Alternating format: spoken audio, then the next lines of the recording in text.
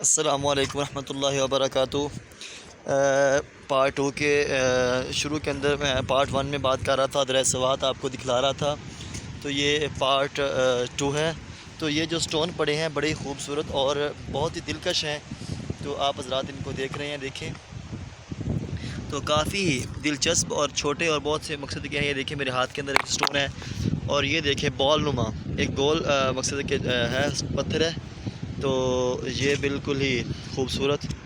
اور ابھی میں آپ کو لے کر چلتا ہوں یہ بالکل ہی دریا کے اندر، اگر آپ دیکھیں تو یہ بالکل ہی پیچھے سے یہ جو آپ یہ پانی دیکھ رہے ہیں، یہ پانی بالکل یہاں سے ہوتا ہوا آ رہا ہے۔ تو میں ابھی نیچے اتر رہا ہوں، تو یہ آپ کو پانی دکھاتا ہوں، یہ پتھروں کے نیچے سے بیچ میں سے پانی ہوتا ہوا، یہ دیکھیں یہ پانی یہ آپ کو نظر آ رہا ہے۔ تو میں انشاءاللہ یہ اندر جا رہا ہوں دریا کے، تو یہ میرے پاؤں پانی کے اندر چلے گئے ہیں، دیکھیں بالکل وہ بہت تیز پانی ہے، رکا نہیں جاتا، یہ میرے پاؤں پانی کے اندر ہیں،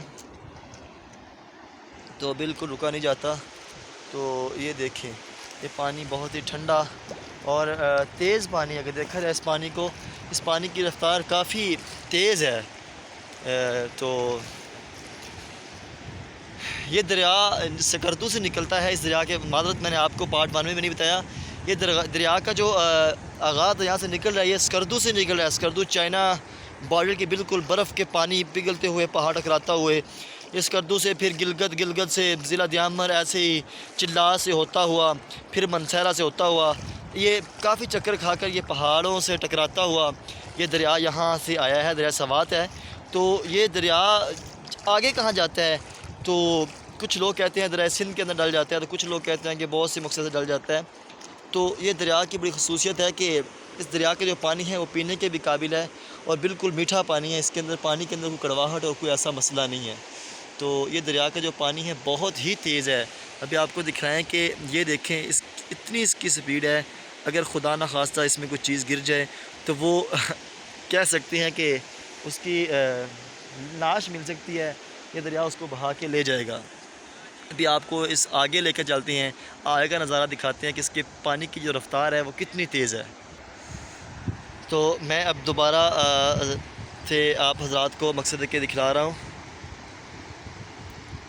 سوری یہ کچھ کیمرے کو مسئلہ آ گیا ہے، ابھی آپ کو سیٹ کرتے ہیں، ہاں ابھی بہترین ہو گیا، دیکھیں تو یہ میں ابھی دریا کے اندر پھر داخل ہو گیا ہوں۔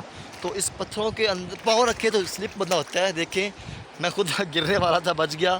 اس کی جو وجہ ہے وہ یہ ہے کہ اس کے اندر جو آئلی پتھر ہیں، پاؤں رکھتے ہیں تو سلپ ہو جاتے ہیں، تو اس لیے بالکل پاؤں نہیں رکھا جا سکتا، بندہ سلپ ہو جاتا ہے۔ تو میں آہستہ آہستہ آپ کو انشاءاللہ دریا کے قریب سے قریب تک لے کر جا رہا ہوں۔ تو آپ دعا کریں کہ میں کہیں گم نہ ہو جاؤں، گم سے مراد کہیں گر نہ جاؤں، اور گر کے دریا مجھے بہا کر نہ لے جائے، میں بالکل آگے بڑا کمزور سا ہوں۔ تو میں ساتھ ساتھ چلتا جا رہا ہوں، ساتھ آپ کو دکھاتا جا رہا ہوں، تو ڈر بھی لگ رہا ہے، وہ کام پہ بھی ٹانگ رہی ہیں تو لیکن مزہ بھی آ رہا ہے دیکھنے کو۔